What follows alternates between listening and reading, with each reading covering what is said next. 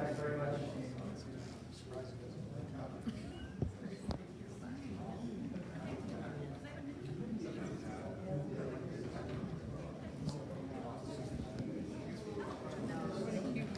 It is really cute.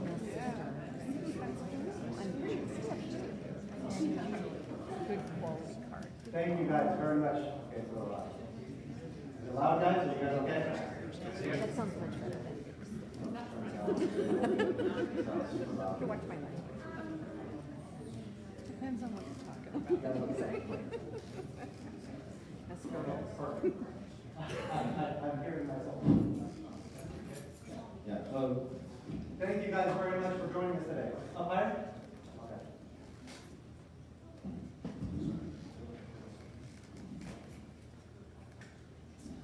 Okay, cool. We're good.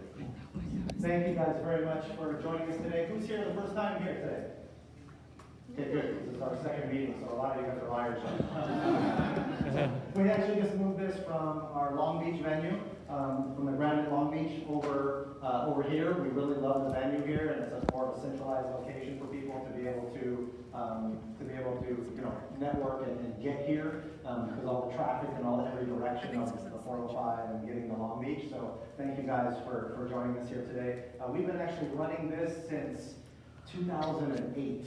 So I figured it was a good idea to do that right after the real estate crash, so I could network and develop more relationships. So that being said, we actually Raymond joined us a couple months ago to be a co-host of FIBI Long Beach, or FIBI Long Beach-Cerritos, to help us out here.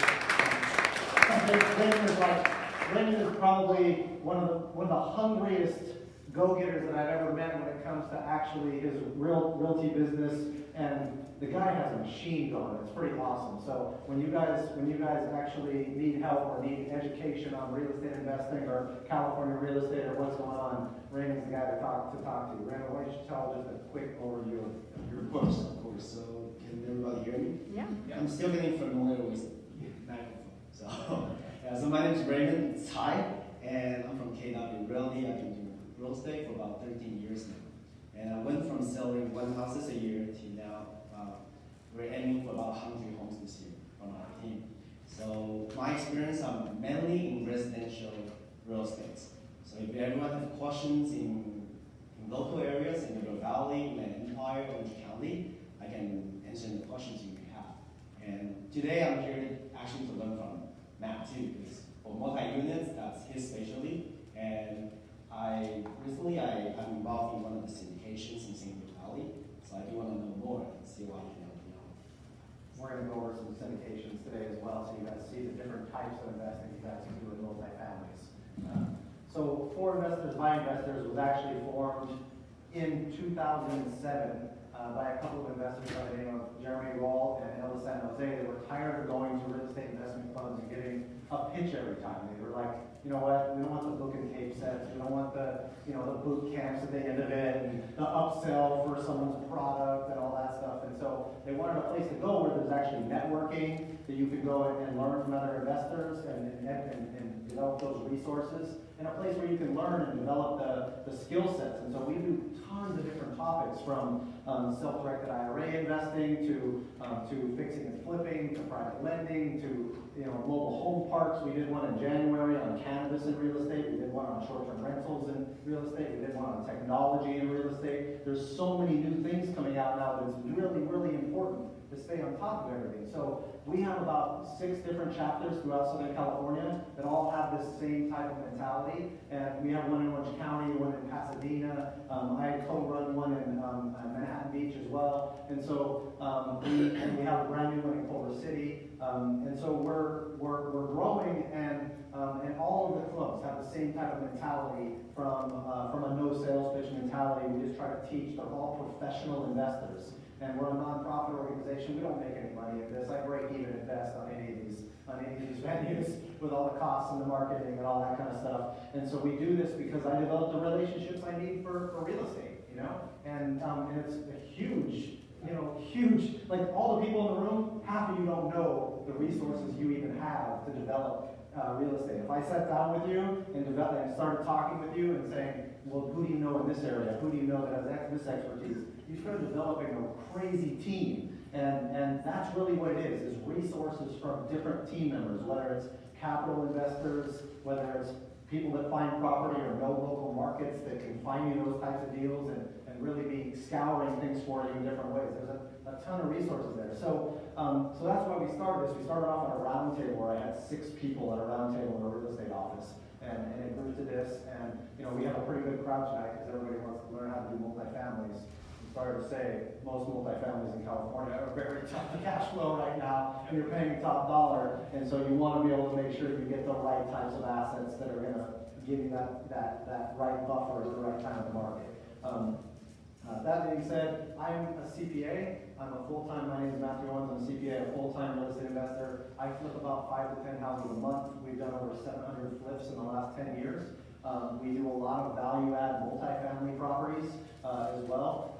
We lend capital to different flippers in different markets around the country. We have a short-term rental business. We run this nonprofit organization. And it's just a lot more fun than doing taxes and things like that. So, and I will not do your tax return.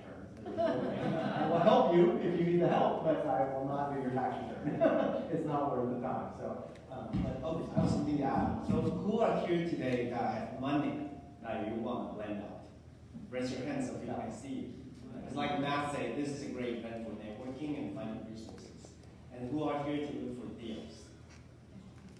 Okay, so everyone's here for the deals. Yeah, and who's here that have deals and you're looking for investors, you're looking for monies? sounds about right for California. Yeah, so chase them down. Yeah, cool. That's awesome. So, and the reason he brings that up is because the people that raise their hand, meet them afterwards. Go talk with them. These are the people that you want to be networking with. So, that being said, we're going to go ahead and get started. There's no more. Actually, you know what? I have some slides that I want to go over for 2 minutes with you guys, so you guys understand, who our sponsors are. We don't do this. We don't make any money at this, like I mentioned. And we have some, tenants are crazy coming up in FIBI South Bay. And then let me exit this so that you guys can see. So we have a couple of events coming up. The first one is FIBI South Bay, tenants are crazy, you are too if you aren't protected.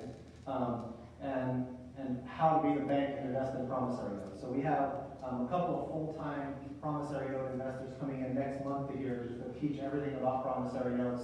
And then we have a panel discussion in Manhattan Beach on the tenants are crazy part. So it's basically all about asset protection and making sure that you're tight on that side of things, because once you start developing wealth, you better protect yourself because you become a target.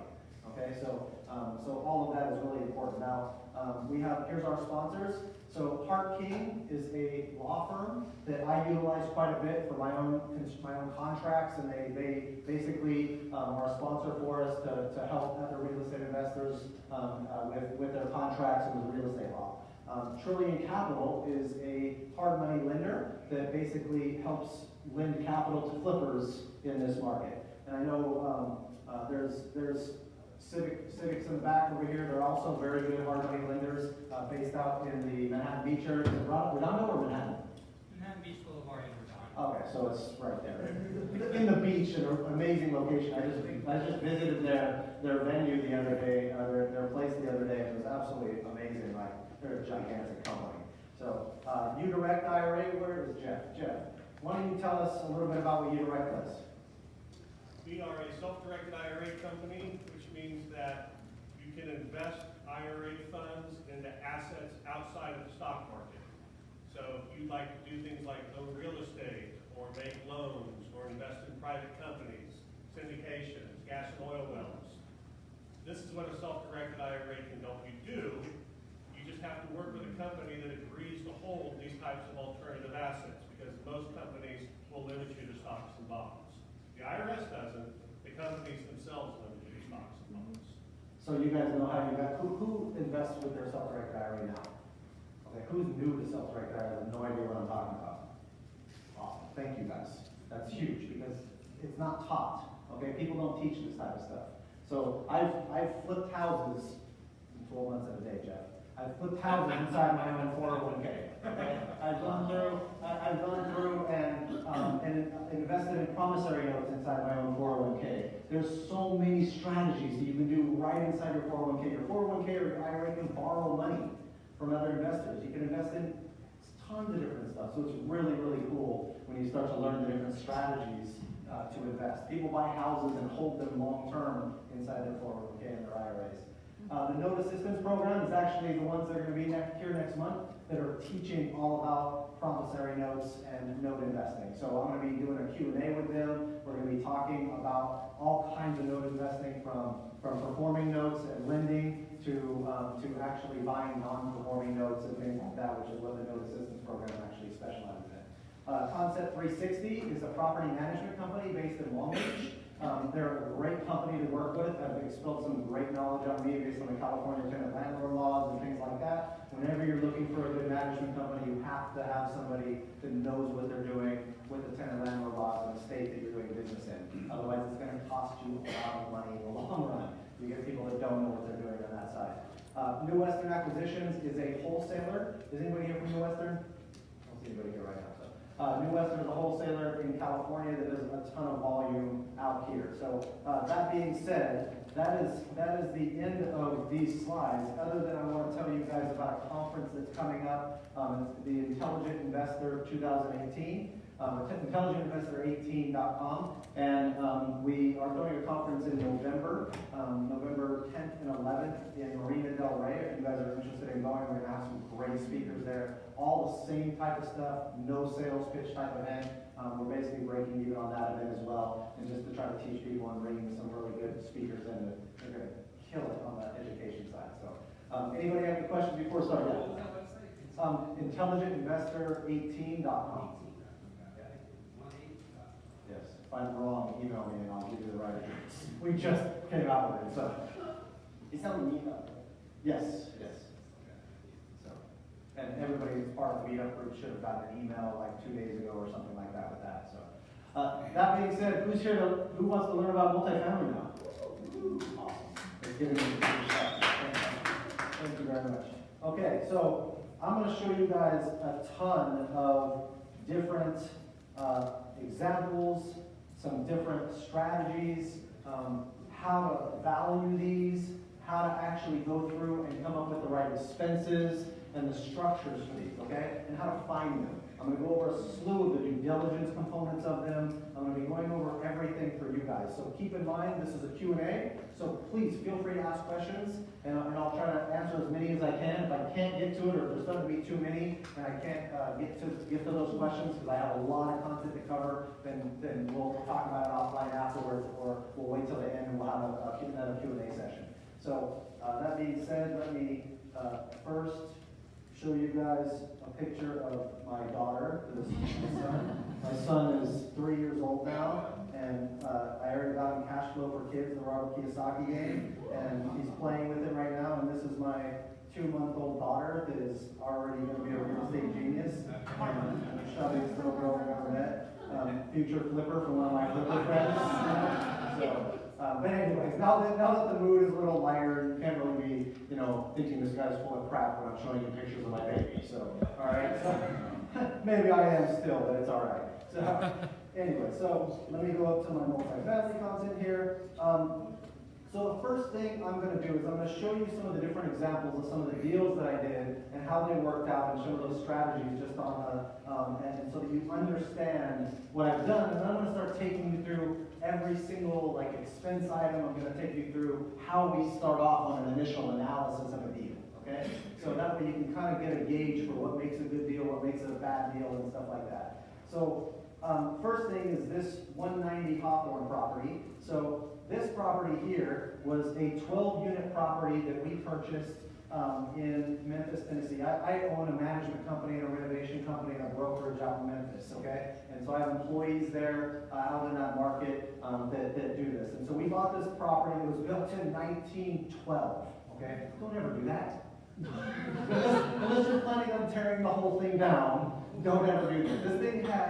This thing had foundation issues. We went to go reframe all the windows and doors on this thing, and it doesn't look that bad when you're looking at the windows. Yeah, it needs some renovation, but it's not horrible. But when we went to go take apart the windows and put new windows in, for all the framing is just torn up, destroyed, all old, rotten. We walked into a unit on this after we bought it, and when we walked in, it was like a week after we had seen it last time, and there was just a heavy rain, and it was a vacant unit. We walked in, and the entire unit was full of mold. We were like, oh, and it sounds scary, but it's like, hey, we'll get some people in there, get taken care of, it's just money. You're like, yeah, just money. But just money meaning buffer on these multifamilies. You have to overestimate on your rehabs to make this work correctly. Okay, so you can see, it needed a new roof, it needed this is like what it looked like beforehand. They tried to give you the best pictures possible here, and in reality, it was not, so, this is where it is in Memphis, and I basically tried to go through and do this, and so let me just show you a couple more here. So we had to do the subfloors underneath all this. So we tore all this out and had to redo everything. When they tore this out, the plumbing was falling apart in the plumber's hands. Yeah. And this building was 100% occupied.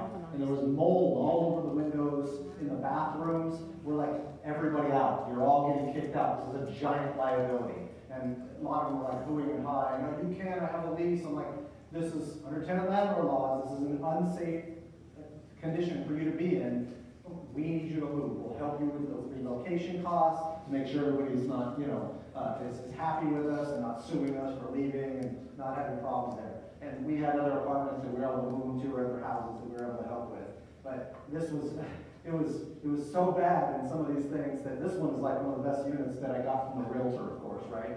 So, and yeah, that's always the case. Don't ever believe a performer, by the way. So, especially when it comes to most commercial agents don't do it right, or they're selling, So, this is the parking lot area, stuff like that, but it was a mess. So this is another lead across the street that I took. So afterwards, this is what it looked like after the fact.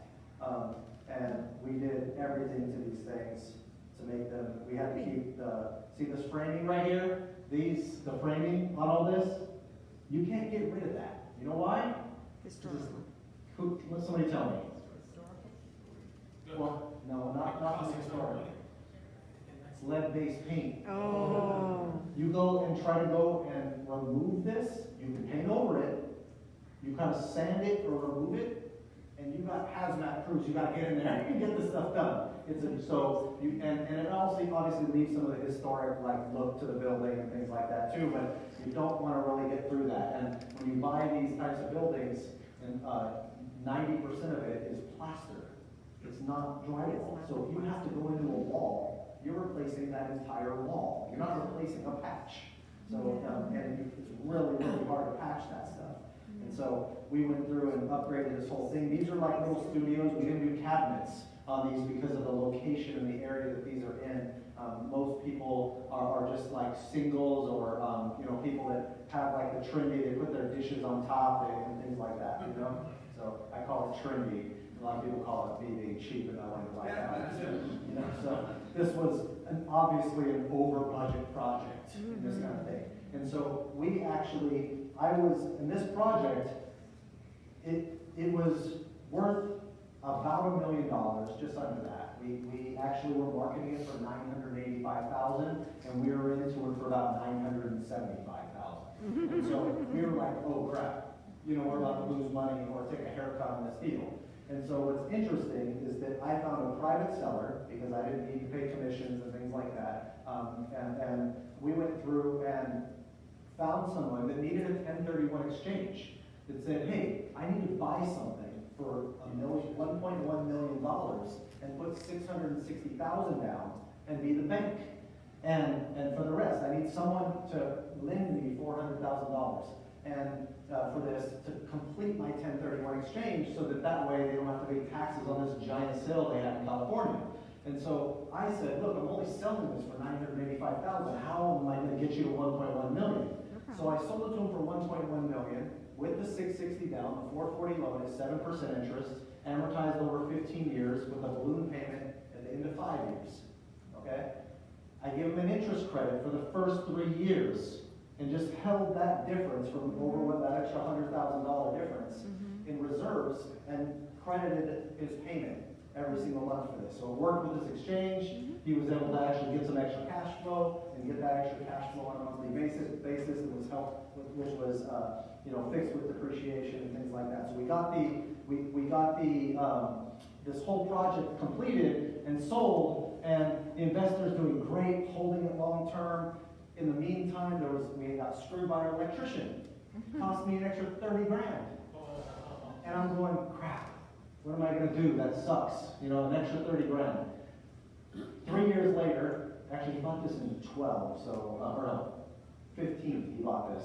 And so he's selling now, and he's looking at making about 1.25 million on this deal, and I get the commission with my brokerage out there. So I made the 30 grand back right from that, from reselling it to an international client that wants the tax benefits. A lot of the investors in Japan and China get to, and specifically Japan's tax law, get to write off the building portion over 5 years for tax for depreciation purposes. Normally for commercial, you're talking about 39 years. Single family homes, residential is 27 and a half years depreciation.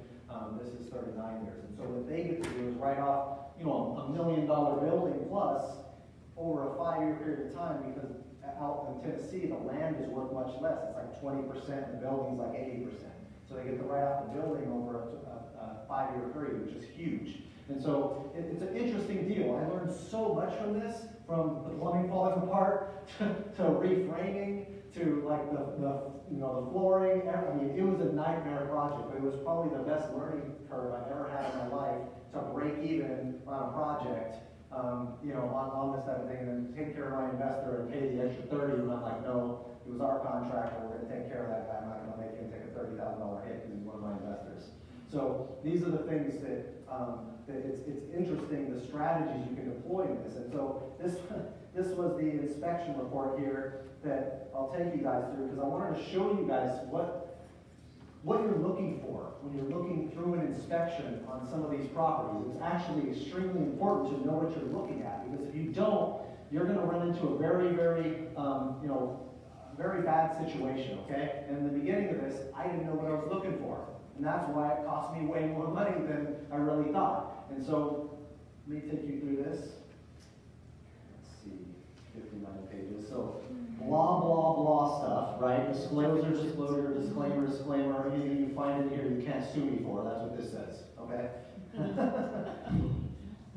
Let's see. So, normally what I'm doing here is they go through each section of the property, and they're pointing out all these things, and they're pointing out, hey, why did this need to be replaced right here? Is that water damage that came through? And so, yes, it absolutely was. It was water damage that kept running down the sides over time, and we had to replace all of this and break this whole piece apart to actually redo the cement on the entire front of the building.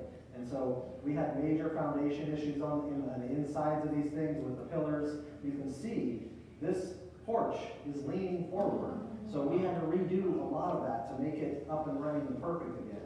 This is what left rear wall has a large crack from water intrusion. This is where, it's plumbing intrusions and tons of water coming in from the sides of the house. This is what happens when you don't have gutters on your property. Okay, this is what happens when it's constantly, and in the Midwest market, when you get constant rain and getting beat up and beat up and beat up, you gotta have those gutters run that stuff away from your foundation, or your single families or your multifamilies are gonna have major problems long term. And make sure those things are working well, especially in the Midwest when you have tons of rain.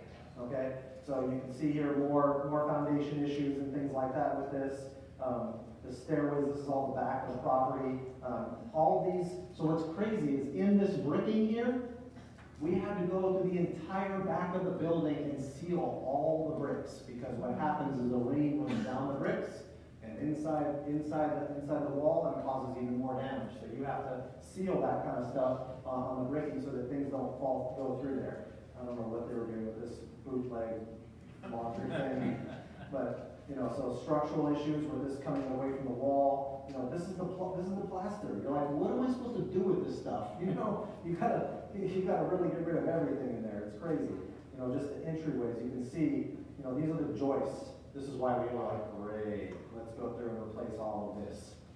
So and all the plumbing underneath the property as well. So these are the things that were not coming apart, not falling apart in your hands.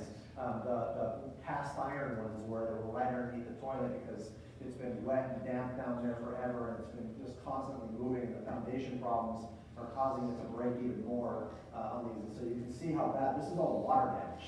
It's all, they bring a moisture meter in there, and they start to look at, you know, how, is it still wet, or is this a problem that's gone now? This is a bootleg foundation support.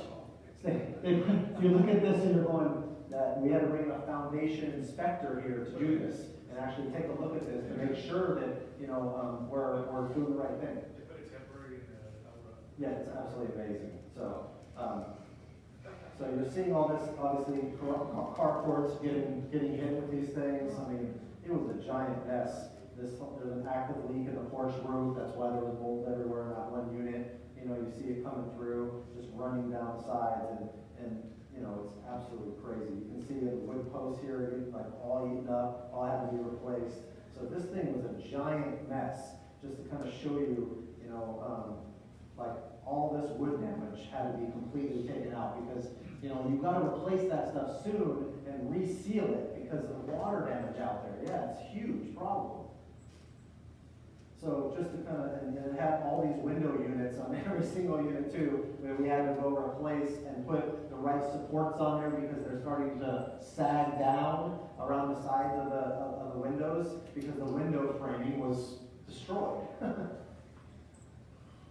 So, and this is actually a really high-end area of Memphis, really trendy area. But you can see they try to seal some of the cracks with just like, you know, spray in there in the past, instead of doing it the right way. AC handlers, you know. Wait, was that a pipe on the bottom? Yeah. So yeah, and the electrical on this thing, look at this. What was that corroded? This is the electrical. This is a fire waiting to happen right here. Okay. So you guys get the point. A messed up property, obviously. You know, yeah, they put these supports in here. You know, you're like, wow, you know, this is bootleg stuff that they put in. Let's see, ceiling and walls. Okay, you guys have seen enough of this. So this is just one of the examples of one of the deals we did that we broke even on at best, right? And so now I'm going to take you through, this is a 30 unit that we just finished. We bought this one for $750,000 out of Tennessee, 30 units. Needed a ton of work, right? We were into it for about 1.1 after we were finished with this building, and we ended up selling it for 1.75 about 2 years later after the construction was done. Question? For people who are new to it, so how much were you paying a door in Memphis? So, I'm going to get to that. I'll get to that. I need to show you guys the breakdown of the rehab on the construction side. It's different in every single market. You might as well double or triple your construction costs compared to the Tennessee market. Out here, the labor costs are just a lot more. The compliance costs are a lot more out here. You have major issues with permitting and everything out here. In the Midwest markets, I know people that were builders out here and left because the permitting stuff can take, construction permitting can take so long in California, depending on what you're doing. And so out there, you get a permit in a couple weeks. You're done. And, I got a buddy of mine that builds houses in North Carolina. He's like, he used to live here, and he's going, this is amazing. I can get a house up in like 3 months with no problem with permitting. It's pretty amazing. So, question? How did you determine the price which you were willing to pay for the lot from the building? Inexperience and stupidity. That's how I determined it. I was doing my best to come up with the right numbers for the cash flow, what I thought the cash flow was on that property, and you back into your purchase price every single time.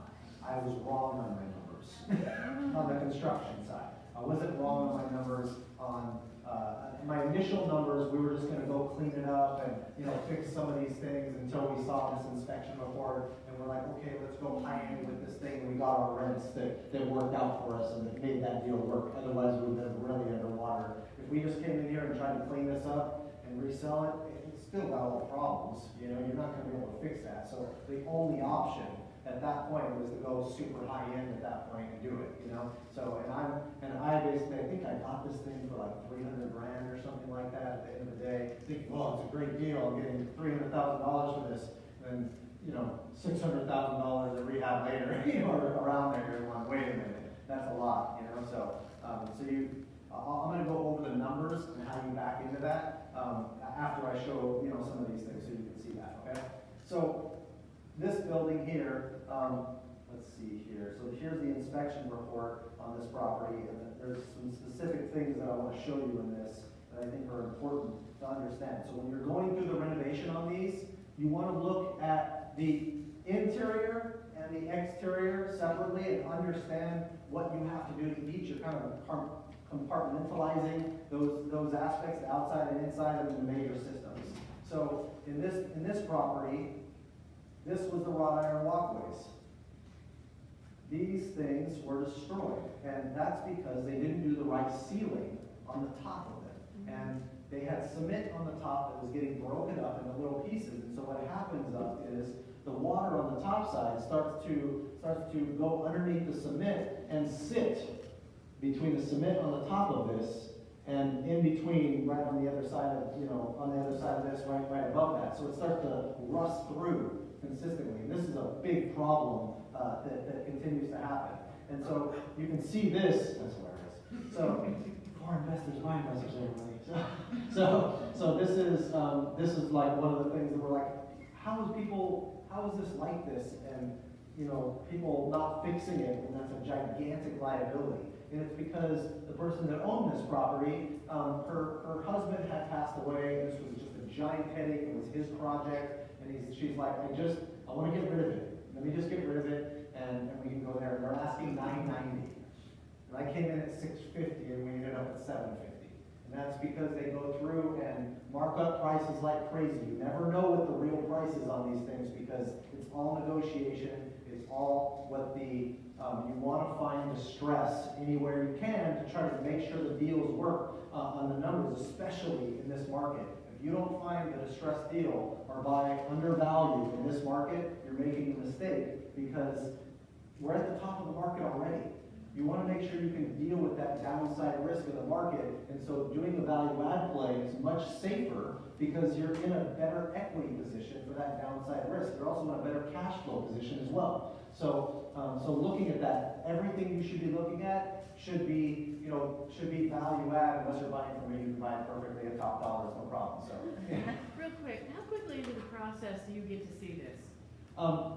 do I get to see this As a buyer? I did a walkthrough before I even made an offer on the property and saw this, but you're saying is it from the whole inspection? From the meeting? inspection. Okay, so normally the way the process works is you get under contract, you order the inspection immediately, right? They do the whole outside and then they do a sampling of your units because it's costing a lot more money to go through every single unit. And we were like, let me see your worst units. We did a walkthrough beforehand with our entire team once it was under contract before the inspector even got out there. So we knew, hey, these are pretty similar. You might go to every single unit and check it out and see what major issues you're seeing comparatively so we can get our gauge for rehab per unit on the inside.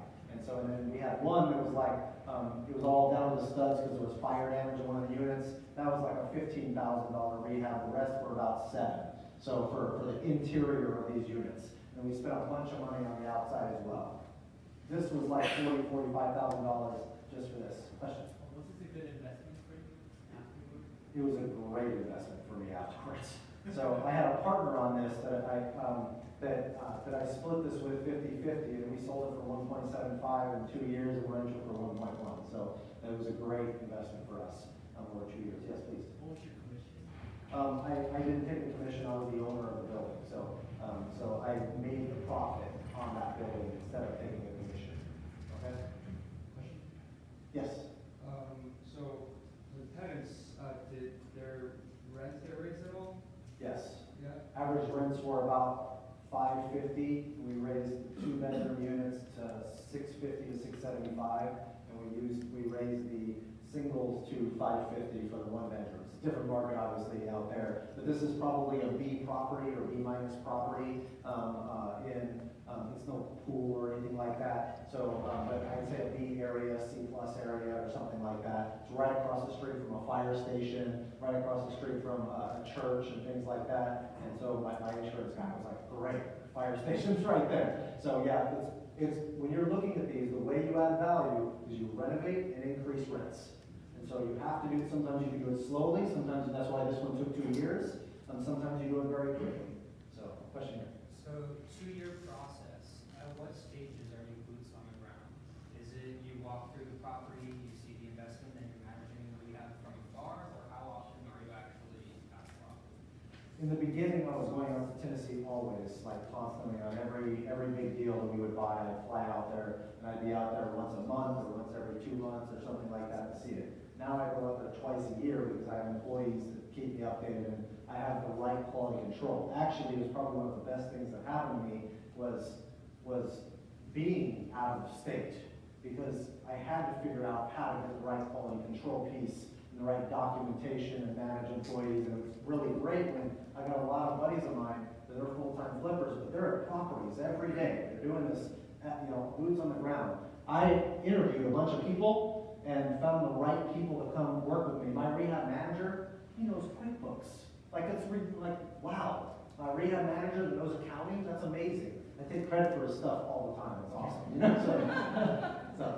On this one where you're raising the rents and it took 2 years, did your vacancy spike or did you keep it the same? So normally when you're buying these, absolutely. So the first thing you do when you go take over a building like this is your once you close escrow on it, okay, you got to do all your due diligence, get your environmentals, get your rehab bids on the whole outside, the inside, get the inspections done, all that kind of stuff.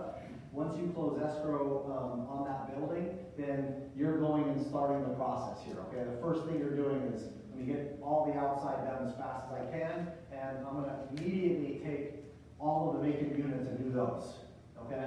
And I'm also gonna go immediately kick out everybody that's behind and a pain in my butt. Then everyone else is staying put, okay? And then that does a spike in vacancy. So your first year after you purchase something, when you're doing your projections, you want to make sure that you bump that thing. Normally I underwrite around a 10% for efficiency is what I think that I'll be at most of the time. But I always put like 20 in the second year or year one because I know it's going to bump because I'm changing management. I'm being stringent. We don't rent to people that they have to pay us online. We don't do anything offline anymore. It's all an efficiency thing. If they don't pay online, they can't rent from us because I'm not going to go collect cash. I'm not going to go deposit checks and have bounce checks. Sometimes they go through, they do an automatic transfer, and there's not enough in the account. It comes back and it charges them money on their side. And so that's the only thing that happens is we might get a $3 fee sometimes, we charge it to them, and we get more $3 fees on our side. We charge them more money than it costs us to handle that. Yeah. So all said and done, when you were complete, did this increase the value of this rental property? Probably. We had a crazy person that owned a 60-unit next to me that I was trying to buy it, but he's crazy. and so a lot of the apartments in the area started getting renovated after we did ours. And so the one across the street got renovated by some guys out of Australia. And the one next door was the one that I was trying to buy because combined, the financing works better. I could go get the financing on 90 units instead, but the problem was that the guy was like 40% vacant and trying to ask like double the price of what it's really worth in the first place because he saw what I sold my building for. And he's like, great, oh no, you got this from that building, so I should get this. And I'm like, I sold that to an international client for tax purposes, and it was perfect. Yours is 40% vacant that needs $500,000 to $600,000 of renovation, and it's not the same thing. You know what I mean? So that's kind of the issues with some of the people. You just can't help them on all their numbers. Like I'm trying to show them the numbers, but I gotta get a deal too. I'm not gonna go through and do it without that. Question? Yeah, so obviously you chose very stressed properties for both of these deals, and one panned out well, one didn't. And it seems like the first one, the damages were a lot more structural and foundational, and that's going to also bump up your rehab costs also. Right. I say that's kind of what made or break Yes, and so if there's structural foundation issues, it's not like I wouldn't do that again, but you're allocating a lot more money for that, and you're making way more care of it, because those issues can cost a lot more, repairs to fix them. If you have to go replace the electrical in an entire property, you might as well, plumbing, you might as well take everything down to studs, because it's way easier to do it that way than trying to run all the electrical if you're doing a giant rehab. But then when you're doing 30 units like this, you also get discounts. I'm like, hey, I need to go buy 30 fridges. I need to go buy 30 of everything. You start to realize, wow, you're getting some discounts on this. This is pretty decent. And you get some pull from, we go to Lowe's and have a corporate account there where they go check our numbers each time before we do a house or a rehab, where what happens is we give them a bunch of SKU numbers. Say, here's all the SKU numbers. We don't let contractors touch material. We do it all ourselves. We pay them for labor. And so what happens is we get a bunch of SKU numbers, we submit it to the Lowe's corporate rep that works with us, and we have all of them, they're like, hey, you pick the new version of the stove, the old one's $100 less, let me put that one in there for you instead. They'll go through the whole thing for you, and then they'll say, okay, it's ordered, it's on a pallet waiting for your guys to pick it up at Lowe's. So it's all ready for like one house, or sometimes we'll go buy a big chunk of stuff all at the same time. So, question here. Can you elaborate on the foreign investors tax benefits again? So Japanese clients specifically can write off the building over a 5-year period of time. So normally you have depreciation that you get on properties that is, you only get it on the building, not the land value. So out here in California, you're talking 40, 50% land value, depending on where you're at, of course. And the rest is building, because the land is worth way more. Out in Tennessee, the land's worth way less. It's like a 20% to 80% land building value. And so you get more depreciation benefits out of state because of that land value difference and that building value difference. And so, Writing off in Japan. yeah, they're writing off from Japanese tax law specifically, not U.S. tax law. And so there's also international compliance with a lot of the international clients where they have to get U.S. tax ID numbers, they have to deal with estate planning issues, there's a ton of different things that they have to do, but we have a pretty streamlined with translation services and things like that for them now, so it works pretty well. But yeah, if you want to talk more about the international stuff, I'll definitely help you out with that. So yeah, this deal, it had some minor issues on the outside, not a ton, but needed landscaping, needed some new AC units, and AC units are expensive. Like, these things are not cheap to replace. It's like $3 grand a pop, if you do an HVAC system, or 3 or 4 depending on the size of the units. So, and these all had breakers too. Or, I'm sorry, they had the fuse boxes instead of breakers. And so your insurance company is going to kill you if you have fuse boxes instead of breakers in your property. They will not insure you if you have that. So if you're buying a building that's old enough to have that, you better fix it. Otherwise, your insurance company is going to cancel you. Okay? So, and if you say that you don't have fuse boxes and you do, you just gave them a complete out for any liability issue you have. If you get sued, they're like, oh, well, you told us you had fuse boxes. Sorry, no claim. So these are issues you don't ever lie to your insurance company. Yeah, that was one of the factors you got to factor in, because tenants already know that they got electric, so we can't add more value.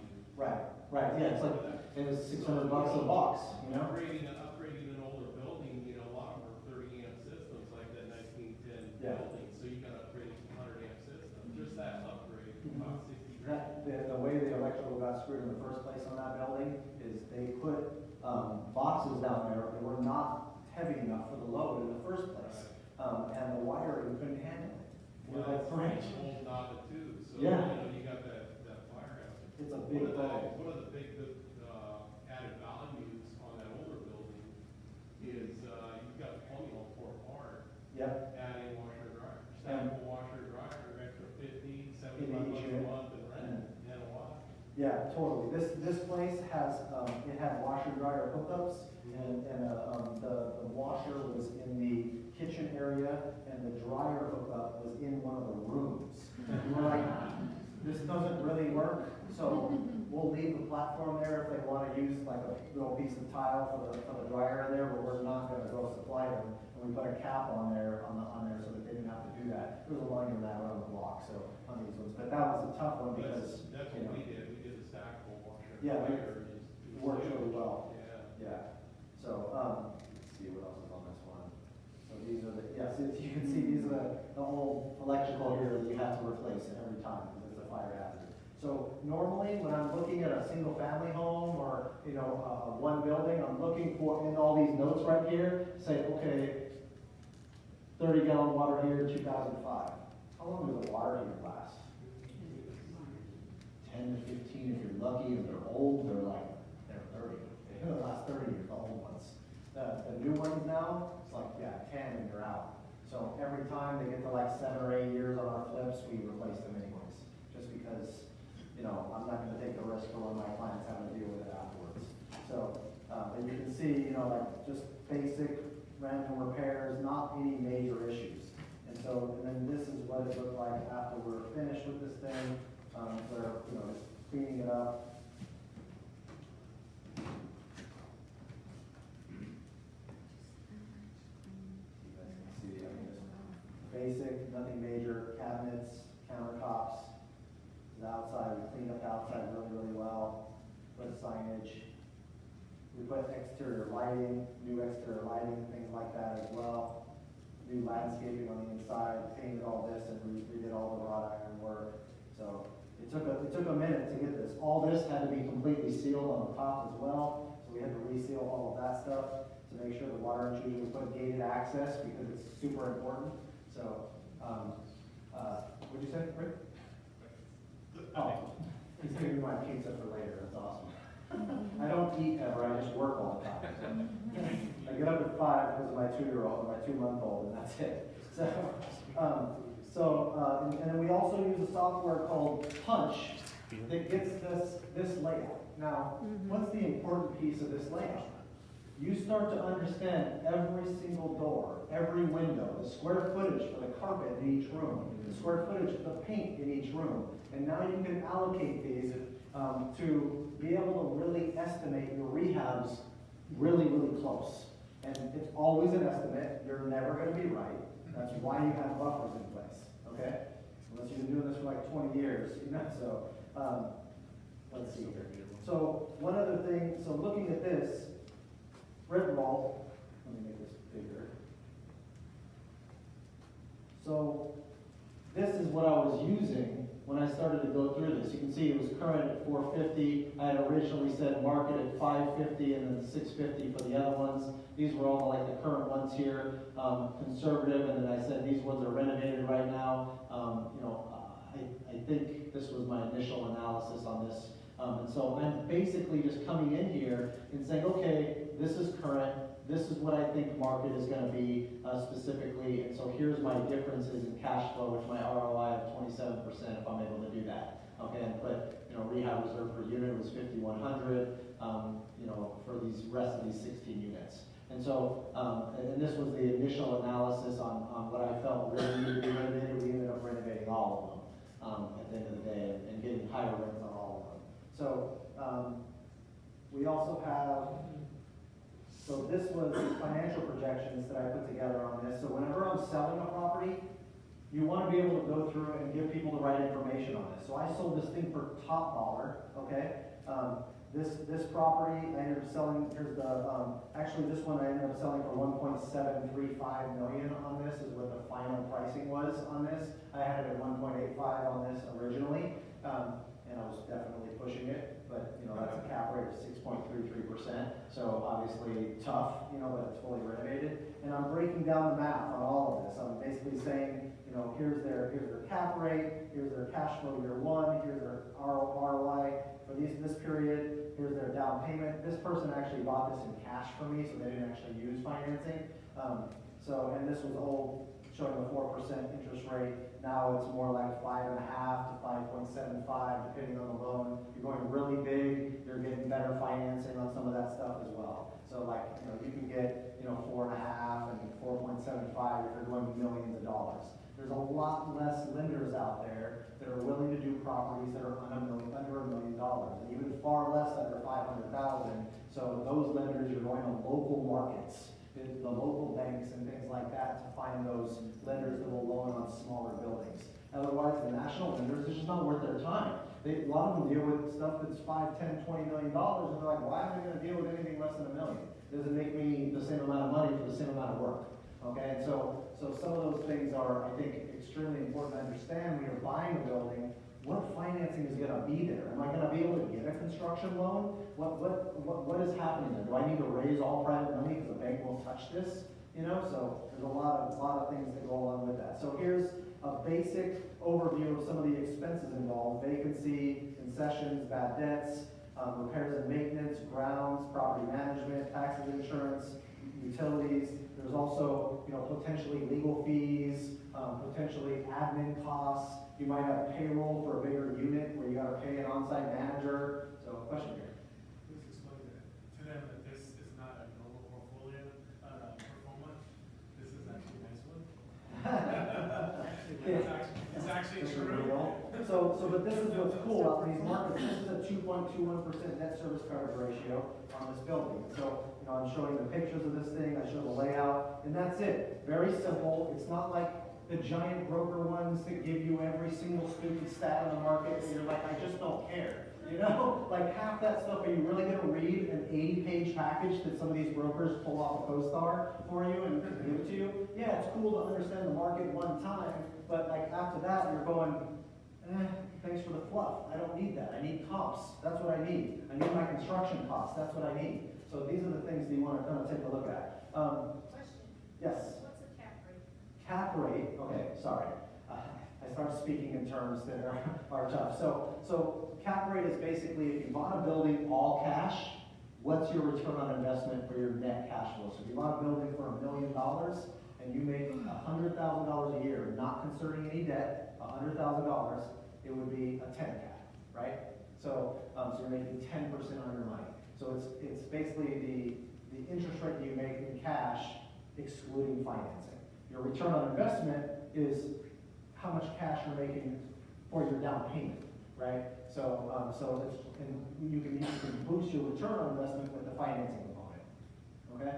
So in addition to that, the other one would go. So this I think is really important to understand construction contracts. Okay.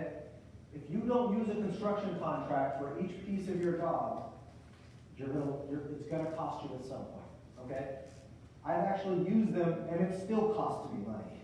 So I had a building where the guy was like 5 months over budget. And I'm telling him the whole time, every single time, hey, you're coming up on your date. You're coming up on your date. We have a penalty clause in there. I'm not trying to hurt you on this, but you're coming up really close, and we have a long way to go. I even told them that if you get it done faster, we put bonuses in place for them. If they get it done later, then there's penalties. And I was going to charge them a $13,000 penalty at the end of the day on like a $500,000 construction contract. And the guy was suing behind, saying he was going to put a lien on the property and all this stuff. And I knew he was bad with money when he's asking me how do I get licensed and bonded, with some big construction contract. And he's like, I'm like, well, then you're going to get audited financials for those from a CPA firm. I'm like, well, how do you know where you're at right now with your money? How cleaned up are you now? So I can understand how far you need to come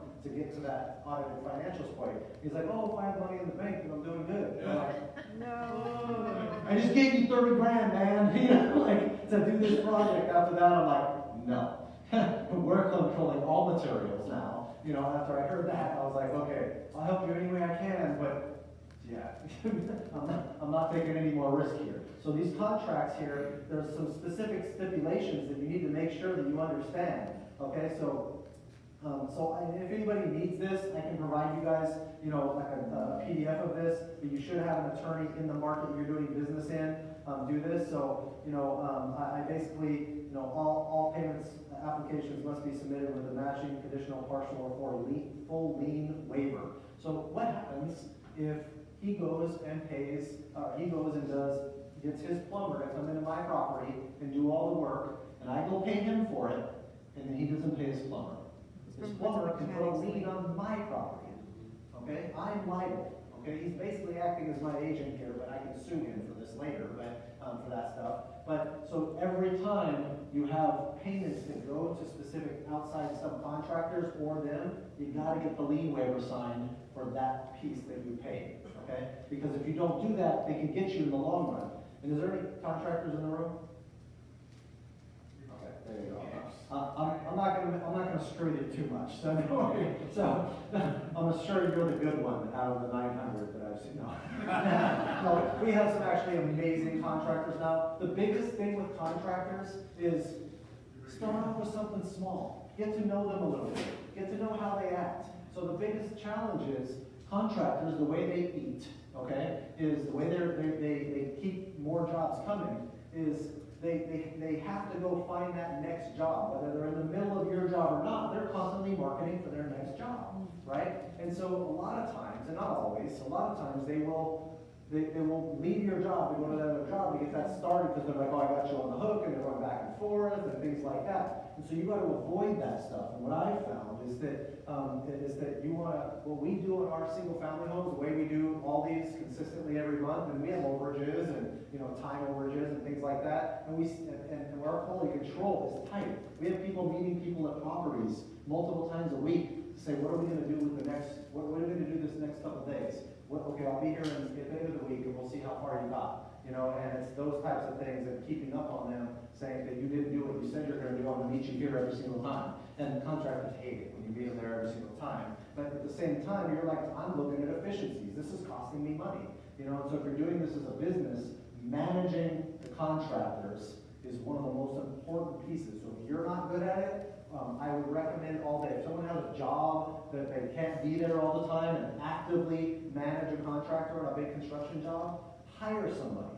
Pay them $2,500 to manage a job for a couple months. Pay them, maybe it's not $2,500 out here. But, well, it depends on how much they're doing, right? Like how much if they're meeting there every week, like multiple times, and they're just there for an hour, I don't know, just tally up how much time you really think it's going to be. Depends on how big the job is. I'm talking about a single family home that takes 3 weeks or something like that to finish or a month, Question? Yeah, so do you do like payment installations for your builders, contractors? Do what? Installations, like installment payments, so like, you have a job happening this much. We will go through, a lot of times we make sure that they're compensated for what they had to pay their people.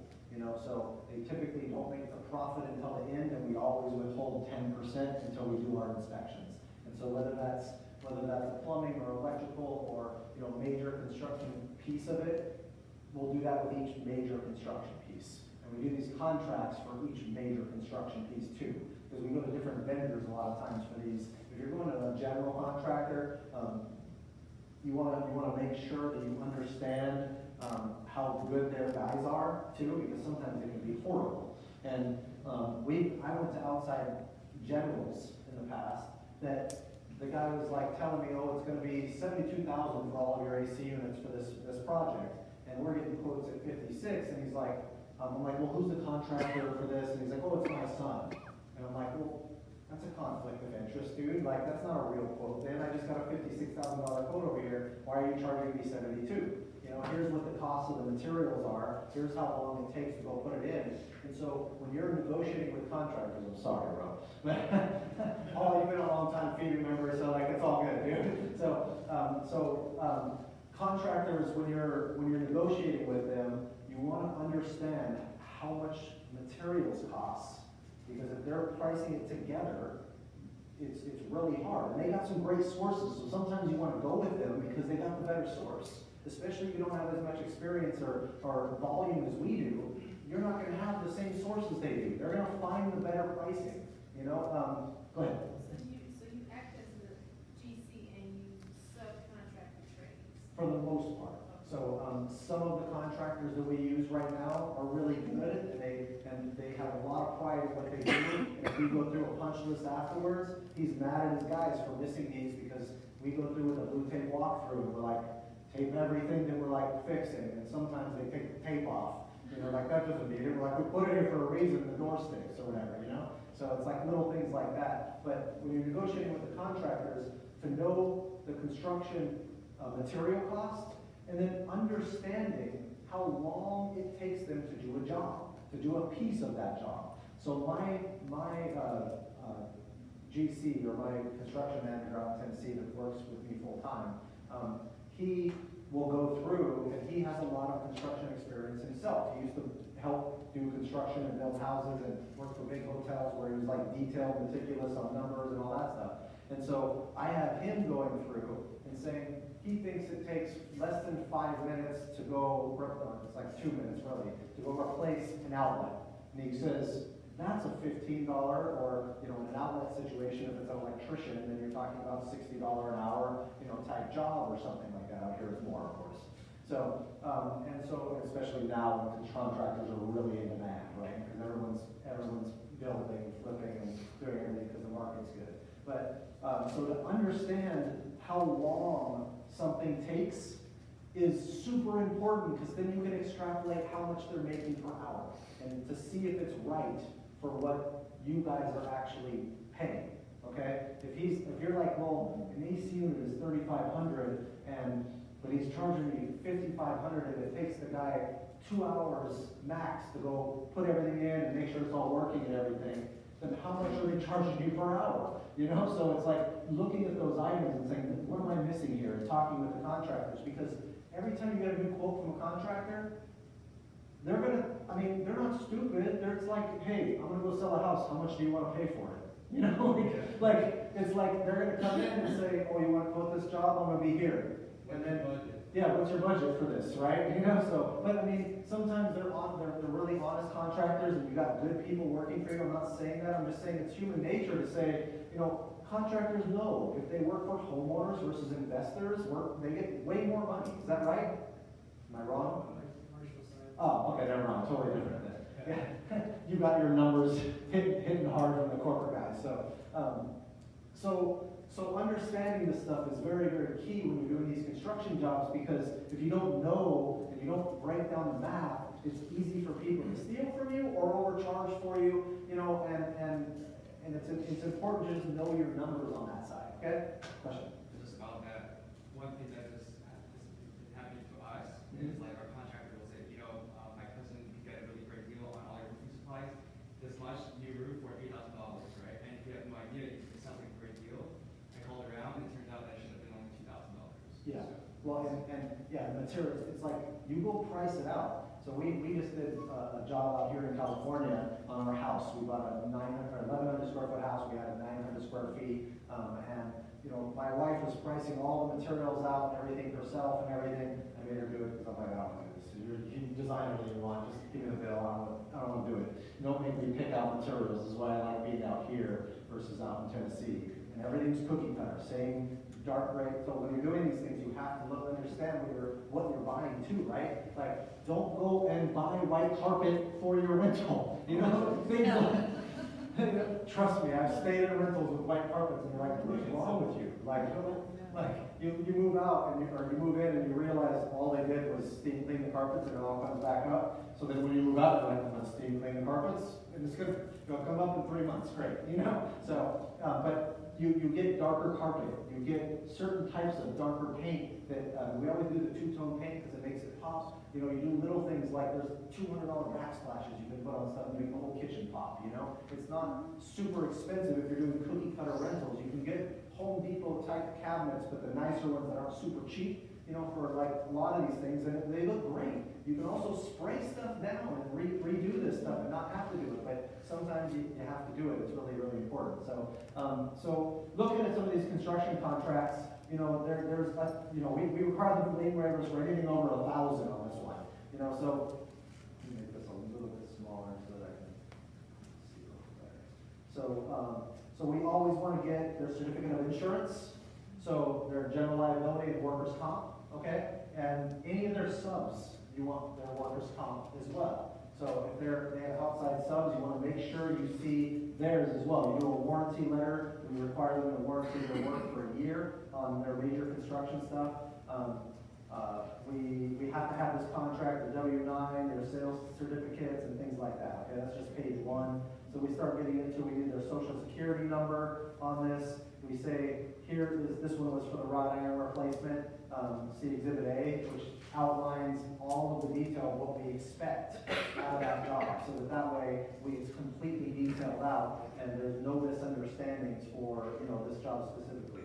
Governing law, this is all legal work, right? Legal paperwork. So contract documents, subcontractor material supplier list form. So we want to know where, like, if we're going to go and have, like in this job, there's a wrought iron specialist, right? So we're not going to go buy the materials ourselves for the wrought iron, right? Because these guys do that specifically. So we want to make sure that, you know, we have who they're buying their stuff from and everything so that we can see, you know, how much those things cost and that type of stuff, having full disclosure.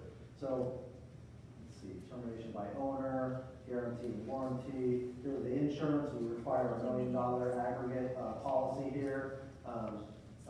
Bodily injury and commercial general liability, $1 million. Umbrella coverage, bodily injury coverage, and then auto policy coverage. If they are driving to go get materials at Home Depot from your job and they get in a car accident, you can get sued. They're working technically for you at that time, so you want to make sure they have proper auto coverage limits. So do they have that? And because is it a commercial policy, right? If you have a normal policy, which a lot of people do, then and you're at work, the insurance company can say, well, you're doing stuff for work, you should have had a commercial policy for this. So just some of these little things could be issues down the line. I'm telling you every way you guys can lose money because, you know, if you don't understand it, there's a lot of risks there. And so part of the analysis of these is understanding your risks and how you mitigate the risks because they're all mitigatable. And to me, if you guys think about it, if you're looking at, you know, a 1.735 sale and, you know, a 1.1 purchase, I'm going to take some risk for that, right? But I'm going to make sure that I got everything buttoned up as best as I know how. And the way you lose money is you don't know how. You don't know how to button it up, you know? So, or something happens and, you know, you mess up or something, right? So indemnity, any extras, let's see, where am I looking here? So I can send you guys this contract just so you guys can understand some of these things in here. So this is like the material supplier list. We want all the information for them on these things. Let's see, this is the partial lien waiver for them on this job. You get it notarized as well. There's a full lien waiver on the whole thing. So as jobs happen, you start to get that partial and then the full once they're finished. And then the warranty and things like that. So so if you guys are interested in that, I can send that to you guys so you understand that. This is an opinion letter that I did for one of my international clients saying here's the approach that we came up for the construction costs and what the land and building was worth and what the percentages are here and some of the appraised values and things like that in those areas. It came up with the land and building split for them so that they could get a 91 or 92% depreciation rate for my international clients on this. And so obviously the accounting skill sets help substantially in this. And then I break down the rehab and all that kind of fun stuff. Question? Are you good? Okay. Anything else? We're good? So you guys are all like, what are you talking about? You're crazy. So here's another one on Spotswood that we just finished. I bought this building, so this is craziness. I bought this building for $149,000 for 19 units. It was a mess. Okay. We put over $600,000 into it. We're into it for about 9 when we're finished, and we just sold it for $1.85 million. So yeah, look at that. It's fun. Thank God I live in California. So you can get the point of this. This is craziness. So all boarded up, everything. You know, like it was madness. There was one person living in this complex when we bought it. And he wasn't paying rent. I'm like, dude, don't worry about it, bro. Move out when you can. We're gonna build construction on this. We walked through his house and there was like roaches everywhere. Like, ugh. Like, I'm sorry, just live here for free then until for like another month, then you can leave. And so this is what it looked like afterwards.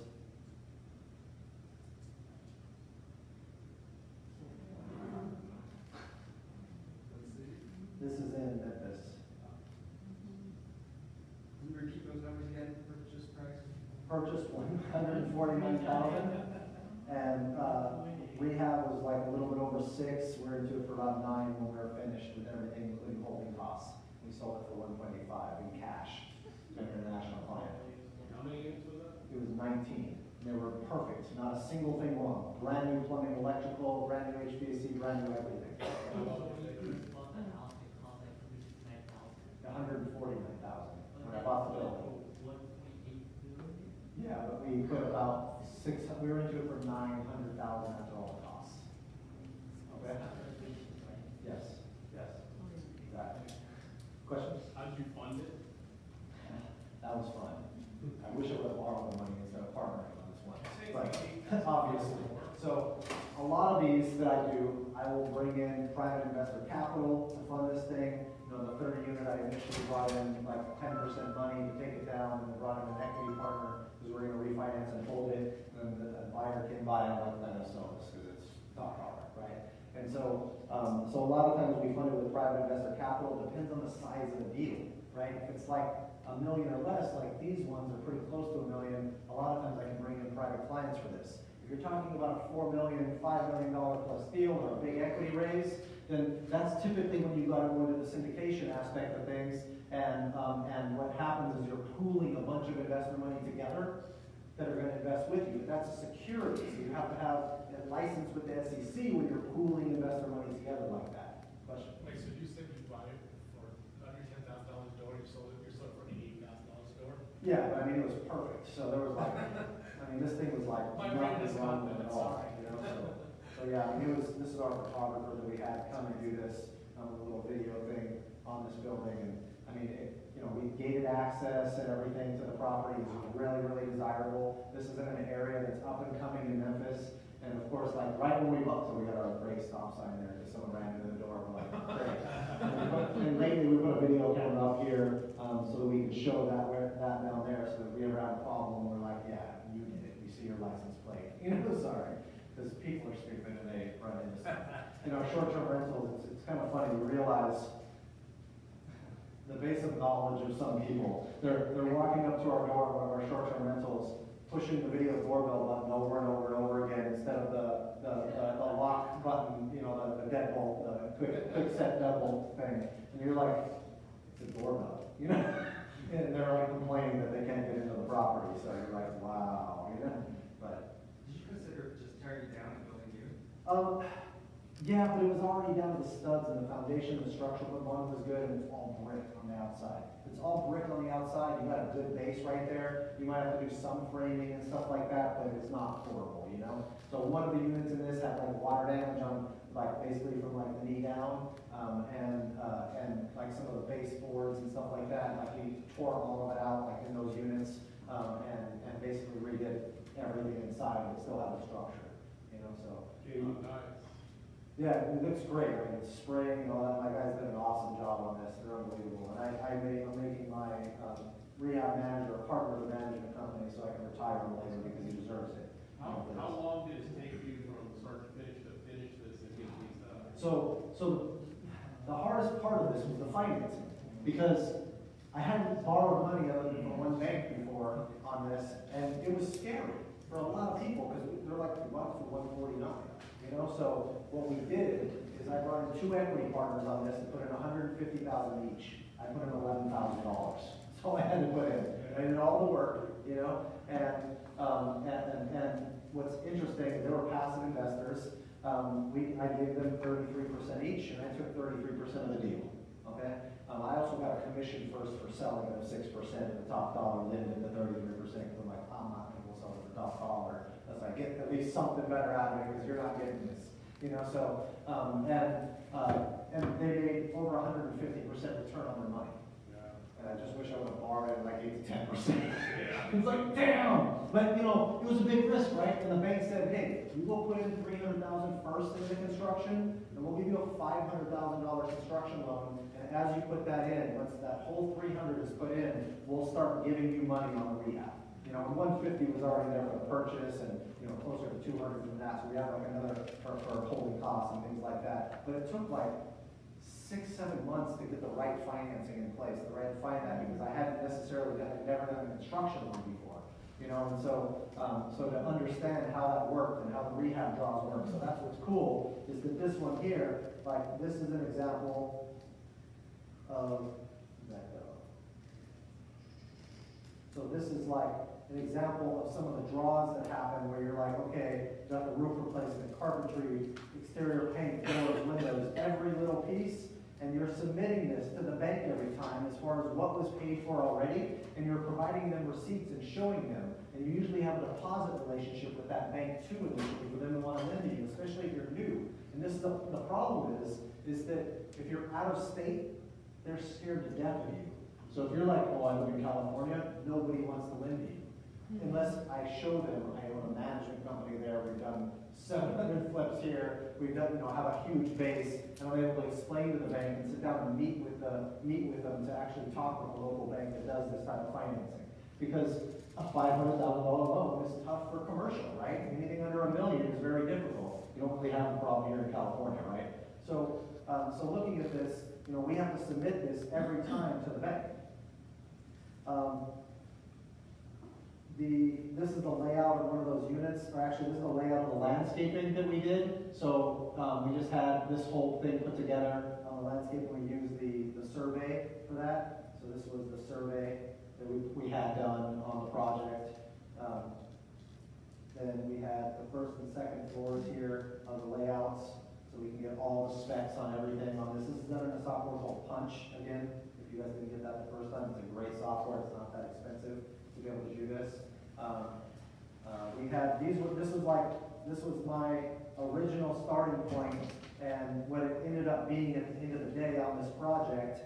So the roofing, carpentry, we broke it down into exterior, interior, site improvements, general, and then we ended up getting $27,000 over budget on this, in the overage on this project. So with everything, it was not too bad. But this is how you break it down, and we come with the overages and unders on all those things. Okay? Let's see here. I went over all that. What's the software called? Punch, P-U-N-C-H. Okay. This is our Little Rock property that we just bought. So this building, we bought this for $430,000, okay? And these are the 4 pictures on the property. It's in construction right now. These are the estimated cash flows on the project, just very generally, and they're totally wrong. Because I'm coming up with estimates initially, right? We're mid-construction. How do I know what my monthly utilities are gonna be? This thing had like 6 or 7 people living in it. It was a mess. I mean, it's disgusting. 15 doors. And it's right in the middle of downtown Little Rock, okay? So this is what's cool. This building, this is downtown Little Rock right here, and this is where my building is. This is my building. This is the Arkansas Secretary of State, NBC, Republican National Headquarters, whether you like that or not. AT&T, State Capitol.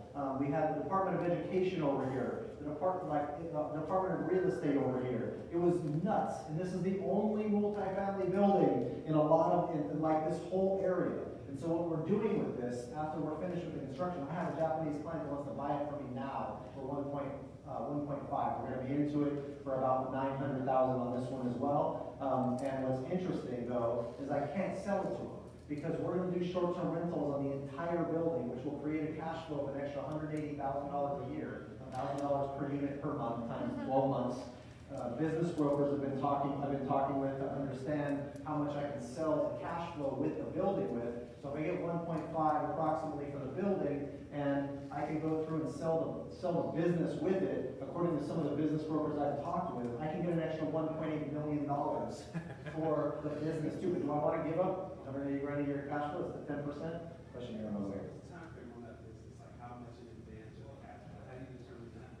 On which, Like selling the business with it, even though it's on future cash flows, like. So according to the brokers I've talked to, like making 10% on your money on revenue, on net revenue, is reasonable. A lot of times you can even get, from bigger businesses and stuff like that, you get even a lot more. And so I'm just basically talking with the brokers at this point. I don't know what that exit strategy is going to look like yet, but I'm looking at this going, worst case scenario, I make an extra $1.8 million. That's amazing, So hold on one second, we're going to go here and I'll come back. So when you're buying the 1920s, 1930s, or even any of these older buildings, at what point are you worried about the fire inspector coming in or any of these other departments and saying, surprise, there's new code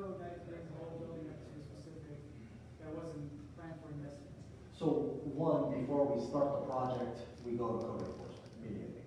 And then we actually, on this one, it's funny, we had already called about a lead-based paint and stuff like that, because we're removing everything in this property. This is still under contract part, but we haven't, this is part of the inspection. So, yeah, so the contractor that we have to go bid this project, they first give us our numbers, and while we're in escrow, they're going to code and seeing if there's gonna be any problems with that, making sure that we're gonna be good on the construction. But in a lot of these Midwest markets, they're very, laws are very in favor of the owner of these buildings or the landlords, and so you don't have as many problems. Like here in California, the tenant landlord laws, for example, are horrible in comparison. I can get somebody out in a couple of weeks out of state versus here, if you do it wrong, it could be 6 months or a year, they're squatting, and someone can come into your house and squat and just be like, yeah, I live here, dude, like kick me out and evict me, you have no lease, right? And like out there, we do a lot of law, but people probably go out there with guns going, get out of my house, so, a lot of times where I've heard about people stealing the front door, which is illegal, but, like I said, you really want to do that sometimes, though, you really do, so, but this building looks really interesting from that perspective. We're buying right now another 3-unit, another 8-unit, another 5-unit out there, due to the same type of strategy, in different areas there, right now, so it's kind of interesting. We also, just recently bought a commercial building. It's our first commercial building that we're going to have our brokerage in, and it looks like we're going to be able to make another $250,000 on that one too. We bought it for $350. We're going to be or $250. I think we'll be into it for about $450, and I think we can sell it for about $750, which is interesting. And so it's all value-add construction each and every time. And so this is actually a really safe area. It's not bad at all. At first, I was like looking at the street view, going, I'm not sure, and I went out there, and it was amazing. So I was a little nervous about it at first, but it's kind of interesting. So I actually raised money on the purchase here for $430,000 from a Japanese client that we have translations and our website's in Japanese and everything. I met somebody in the very beginning of my real estate career that has a ton of relationships with Japan, so then we started a system there, and then now I have translators, I have a ton of different liaisons to help me in different ways. So I raised this at 7% from a private investor for $430,000 for 3 years. Interest or amortized over, I think this is 30 years, is that right? Yeah. Yes, I can't remember it's 36 payments is what it's showing, but it's a 30-year amortization on here as well. So pretty decent for just private money, and then I raise the rest. I either put my own money in or I raise the rest myself. So this is an estimate. So this is like the costs that are going into it up front when you're actually buying the building, okay? And these are a little bit over estimates, but these are how I break this down. So you have a purchase price, you have closing costs, and your repair. So closing costs are $104, and I'll break that down for you. But repair escrows, and then so we're looking at getting it for about $930. So legal fees, property inspection, lead-based paint inspection, lender fees if we're using lenders involved that are not private, closing costs involved, reserves for lender required reserves. So I held back an entire year of interest in this because you've got to pay your investors that, and I did it at a 10% rate. So I'm trying to go through and build as much as I can here, almost the whole year. So real estate taxes, insurance, you got to pay the entire insurance up front on these projects. So you better have really good insurance with builder's risk coverage, huge general liability policies on these things, and have it in an LLC as well. Don't ever try to do a giant construction job in your own name, okay? It's just, especially, it depends on what you're trying to protect. If you don't own anything in the first place, or don't have income streams, it's easier, but, question? On your legal fees, I saw that. Does that include California's $800, or not just their state? Asset protection is You knew that a was whole gonna come. other topic, You knew that was like a huge topic. So, but each state is different. So some states like Tennessee, if I own commercial property or even residential property inside of an LLC that's a California LLC that I won't register there in Tennessee, there's a franchise and excise tax of 6%. Otherwise, there's no state income taxes. There's an exemption though. If you have a Tennessee LLC specifically, and it's 95% family owned, and it's all residential property, there's no tax. So if you own commercial property, you're being taxed at the 6% franchise tax. There's an expense, a flow-through expense that needs to be put in. Okay? Does that make sense? So In addition to that, so this was the construction breakdown. This was a quick and dirty one that we said we're doing first before we actually go through and I have my team on the ground out there, which is a different team than my other team. But we had them come up with this estimate first, and which we think is a way over estimate. But at the same time, we're first doing all demo before we perfect this. We need to open up all walls and everything on a building like this.